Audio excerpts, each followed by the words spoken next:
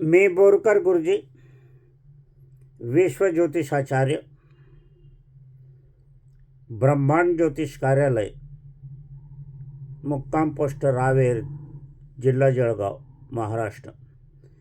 425508 रावेरचा pin code number आहे.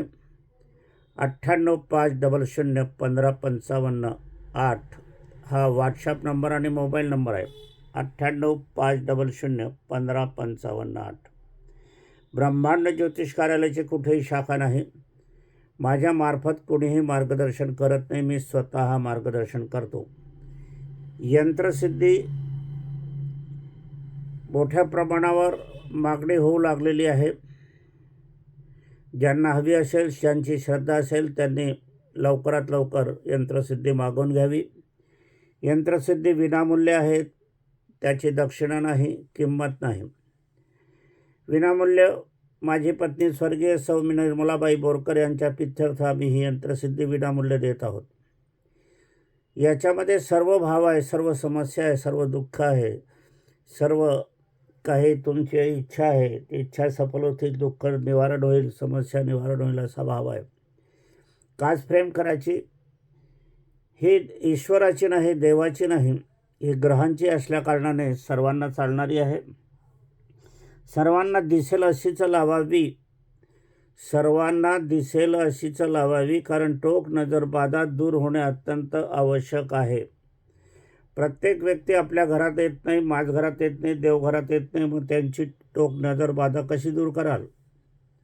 म्हणून या यंत्राच्या सान्निध्यात ज्या ज्या व्यक्ती येतील, ज्या ज्या वस्तू येतील, एखादी भाजीची जोडी येईल, ती खाली पडलेली रस्त्यावर असेल आणि त्या दुकानदाराने पुन्हा तुम्हाला दिली असेल, तर अशा काही गोष्टी असते. एखादी नोट असते, एखादा अशिष्ट अशुभ माणसाकडून ते घेतली गेली असते आणि ती आपल्या घरात येते, संसारात येते आणि मग अशुभत्व सुरू होते.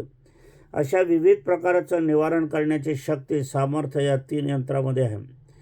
6x11च पाकिट, 6x11 लक्षात घ्या. पुष्कळचे पाकिटं मोठे येऊन राहिलेले आहे, ते कापावे लागतात. नाही बाजारात चौकशी करा, मिळतात, मिळत नाही असं नाही, नाही तर मग स्वतः हाताने करा. 6x11 इंचाचं पाकिट, त्याला 25-30 रुपयाची साधी पोस्टाची तिकीटं चिटकवा. पोस्टाच्या तिकिटाला डिंक येत नाही, सरकार लावत नाही, म्हणून चांगली चिटकवा. त्याच्यावर आपला पत्ता लिहा, माझा पत्ता मुळीच लिहू नका. आणि ती यंत्रसिद्धी माझ्या पत्त्यावर, मी सांगितलेल्या पत्त्यावर पाठवून द्या. स्पीड पोस्टाने ते पाकिट दुसऱ्या पाकिटात घालायचं, त्याच्यावर माझा पत्ता लिहायचा, स्पीड पोस्टाने पाठवून द्यायचं. माझा स्वतंत्र विभाग ही यंत्रसिद्धी आपल्याला पाठवून देईल. यंत्रसिद्धीला मुहूर्त नाही, ती अभिमंत्रित असल्याकारणाने, स्थापनविधी नाही, ती अभिमंत्रित असल्याकारणाने, दिशेला महत्त्व नाही, ते अभिमंत्रित असल्याकारणाने, आणि आपल्याला ती एका रांगेत लावायची आहे, 2 रांगेत लावायची आहे, 3 रांगेत लावायची आहे. जशी लावायची असेल, एक इकडे लावा, दुसरी लावा, तिसरी लावा, त्यालाही महत्त्व नाही. आपल्या जागेप्रमाणे, आपल्या सोयीप्रमाणे, आपल्या इच्छेप्रमाणे ते आपण स्थापन करावी. असो, आजच्या कार्याचा प्रारंभ करण्यापूर्वी माझी पत्नी स्वर्गीय सौ निर्मलाबाई बोरकर यांना अभिवादन करतो. आजच्या कार्याचा विषय फार महत्त्वाचा विषय आहे. हा महत्त्वाचा विषय आज आपल्याला 14 तारीख आहे, शनिवार आहे. आज 8:30च्या वर झालेले आहे सकाळचे. आज ही 14 तारीख आहे. आपल्याला 16 तारखेचं मी विवेचन मार्गदर्शन करतो आहे. 16 तारखेला सोमवार आहे आणि त्या दिवशी सोम प्रदोष आहे. प्रदोष हा दर महिन्याला शुक्ल पक्षात आणि कृष्ण पक्षात येत असतो. तर कृष्ण पक्षातील हा कुठलाही प्रदोष हा अतिमहत्त्वाचा असतो, कारण कृष्ण पक्ष हा बहुतांशी आपण जर बघायला गेले तर पुष्कळसे लोक अशुभ समजतात, परंतु कृष्ण पक्ष अत्यंत शुभ पक्ष आहे. याच्यामध्ये आपले ईश्वर प्रतिष्ठित महादेव आपल्याकडे येत असतात. त्रयोदशीच्या दिवशी, चतुर्दशीच्या दिवशी, अमावस्येच्या दिवशी, आणि याच्या दिवशी आपले स्वर्गीय लोक, स्वर्गीय पूर्वज पण येत असतात. आणि प्रदोष हा फार महत्त्वाचा आहे आणि तो सोमवारी आलेला फार महत्त्वाचा आहे. सोमवार हा चंद्राचा वार आहे. चंद्राचा वार हा गणेशाचा वारही मानला जातो आणि शिवाचा वारही मानला जातो. कार्तिकेचाही वार मानला जातो. संपूर्ण पार्वतीचाही वार मानला जातो. संपूर्ण कुटुंबियांचा वार हा शिवाच्या म्हणजे सोमवार असतो आणि सोमवारी प्रदोष आहे. सोमवारी प्रदोष आपण या ठिकाणी पाहायला गेले तर सोमवारचा प्रदोष सर्वांनी करावा असं मी आवर्जून सांगेल. यावेळेला अगोदर याच्यासाठीच मी मार्गदर्शन करण्याचा प्रयत्न आपल्याकडसाठी करत आहे. सोमवार दिनांक 16 मार्च 2026 आहे वार सोमवार. द्वादशी दिवसा 9:41 पाव येतो आहे. म्हणजे 9:41 पाव येतो. द्वादशी असल्याकारणाने त्रयोदशी नाही आणि प्रदोषाला त्रयोदशीच लागते.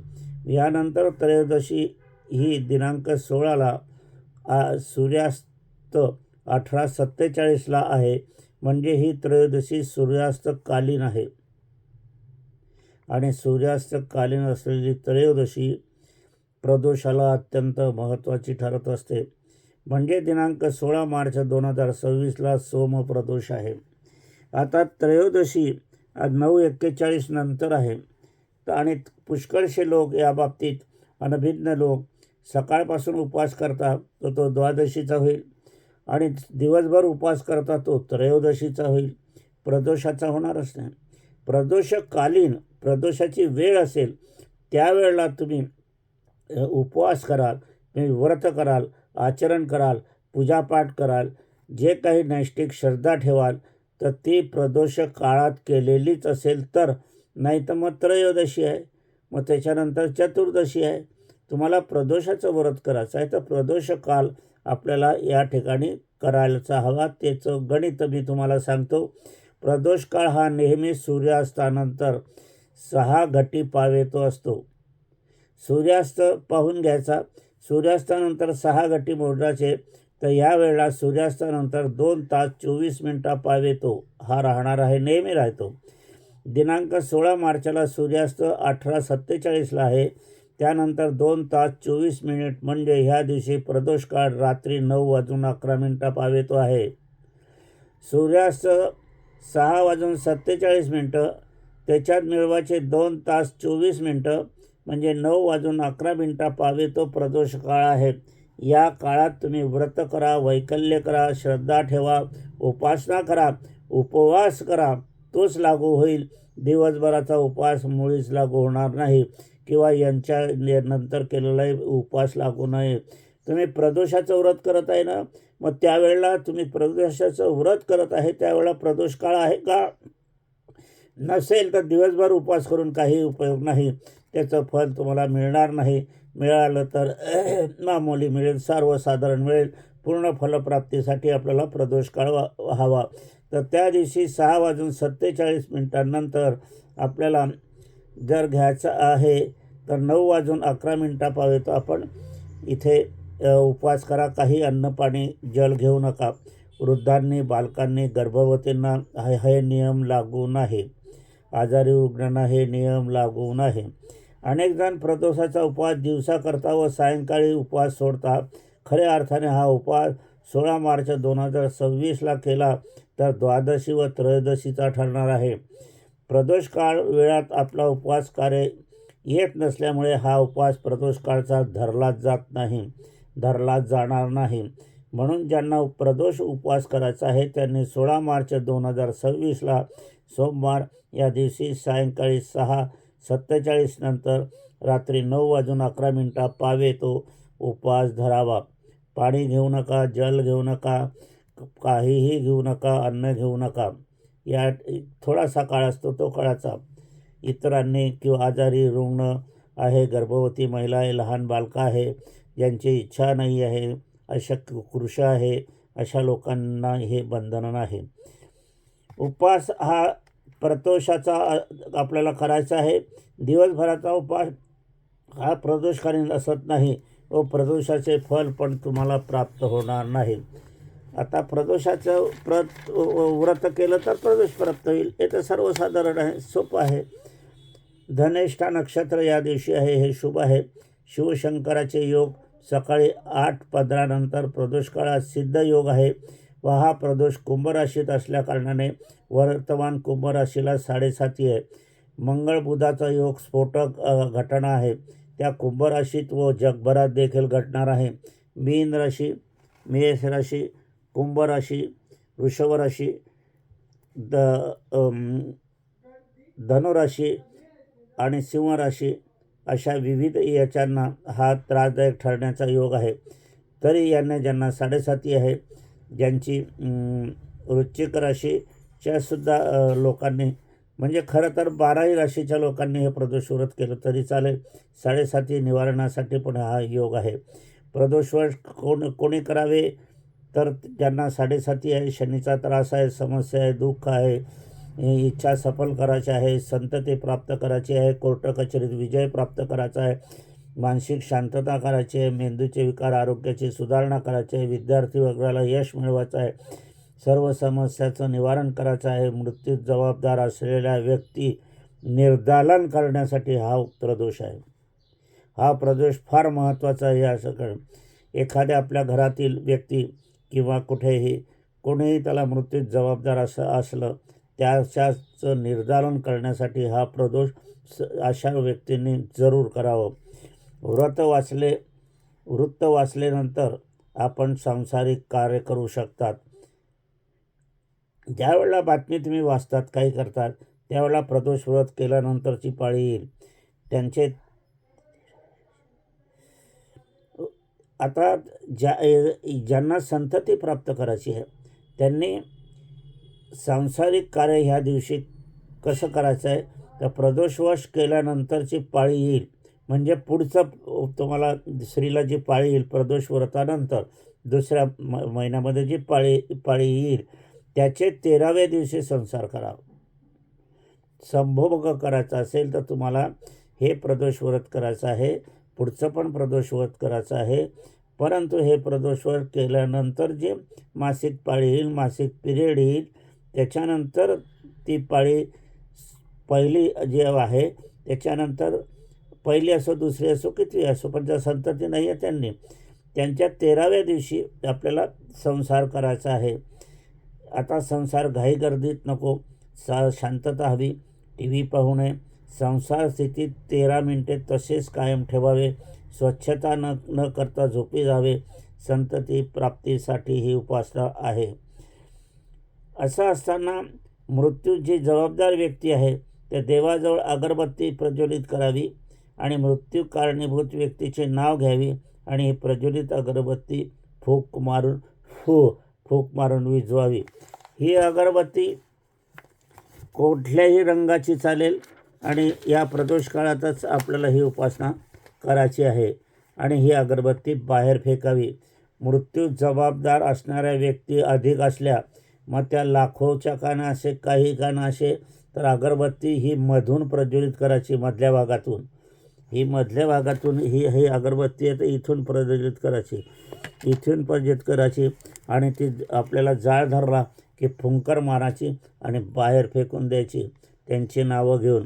सर्व समस्या निवारण्यासाठी आपल्याला दिवा प्रज्वलित ठेवायचा आहे. पुनश्च तेल किंवा तूप टाकण्याची गरज नाही. आरोग्य सुधारण्यासाठी प्रदोष काळात देवाजवळ पाणी ठेवा. प्रदोष काळ संपल्यावर पाणी पिऊन घ्या. विद्यार्थी वर्गाने प्रदोषवर महादेव मंदिरात जायचं, नंतर गणपतीचं दर्शन घ्यायचं. आपण यशस्वी व्हाल. राजकारणासाठी हा प्रदोष फार महत्त्वाचा ठरणार आहे. या ठिकाणी आपल्याला प्रदोष काळात स्टीलचा दिवा, गाईचं तूप घाला, शिवमंदिरात जागृत करून तो तिथेच ठेवून द्या. मात्र हा उपासना ही जे राजकारणी व्यक्ती आहेत त्यांनी स्वतः करायला हवी. कुठल्याही इतरांकडून किंवा पत्नीकडून किंवा मुलांकडून करून घ्यायचं. तुम्हाला राजकारणात स्वतः भाग घ्यायचा आहे ना, मग स्वतः करायची. लक्ष्मी प्राप्तीसाठी प्रदोष काळात पितळी दिवा, गाईचं तूप शिवमंदिरात जागृत करून ठेवा. आता या ठिकाणी अजूनही पाहायचं, विवाह होण्यासाठी प्रदोष काळात एक लाल फूल व एक पिवळे फूल शिवमंदिर पिंडीवर आपल्याला ठेवायचे आहे. सर्वांसाठी पाण्यामध्ये तांदूळ कुंकू लावून, म्हणजे त्याला अक्षता म्हणतात, ते पाण्यात टाकायचे आणि प्रदोष काळात शिवपिंडीवर टाकावी अशी धार धरावी. आता याच्यामध्ये दोन समस्या असेल. एखाद्याची कोर्ट कचेरीची समस्या असेल, त्याला संतती प्राप्त व्हायची असेल, अविवाहित असेल, विवाह प्राप्त असेल, त्या दोघंही उपासना, तिघंही उपासना तुम्ही करू शकता. नाहीतर सर्वांसाठी जी आपण दिलेली आहे की लोटा घ्यायचा, त्याच्यात पाणी टाकायचं, त्याच्यात कुंकू लावलेले तांदूळ म्हणजे अक्षता टाकायचं आणि ते पाणी अशी धार धरून शिवपिंडीवर टाकायची. असो, याचा अनुभव मात्र कळवा. तुम्हाला अनुभवापासून जो फायदा होईल, लाभ होईल, लक्ष्मी प्राप्त होईल, पुत्र प्राप्त होईल, यश मिळेल, समस्याचं निवारण होईल, कोर्टात यश मिळेल, काय जे काही होईल तर तो तुमच्यासाठी. मी त्याच्यात भागीदारी मागत नाही, पण निदान 2 शब्द कळवण्याची तरी तसदी आपण घ्यावी लिखित स्वरूपात. असो, माझा पत्ता आहे विश्वज्योतिषाचार्य बोरकर गुरुजी, मुक्काम पोस्ट रावेर, जिल्हा जळगाव, महाराष्ट्र 425508. हा रावेरचा पिनकोड नंबर आहे. 9850015558 हा मोबाईल नंबर आहे. आपण जे काही पाठवाल ते स्पीड पोस्टाने पाठवा, म्हणजे मला ते बरोबर माझ्या खात्यामध्ये, माझ्या विभागाकडे येणार आहे.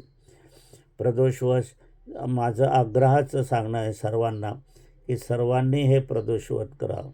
प्रदोषव्रत हे सर्व जाती, धर्म, पंथ यांनी करायला हरकत नाही, कारण हे ग्रहाधीन आहे आणि ग्रहाधीन असल्याकारणाने सर्वांना चालणार आहे. आणि अनुभव घ्या, आणि अनुभव हाच खरा असतो. असो, आजचा कार्याचे समापन करण्यापूर्वी माझी पत्नी स्वर्गीय सौ निर्मलाबाई बोरकर यांना अभिवादन करतो आणि आजच्या कार्याचं समापन करतो.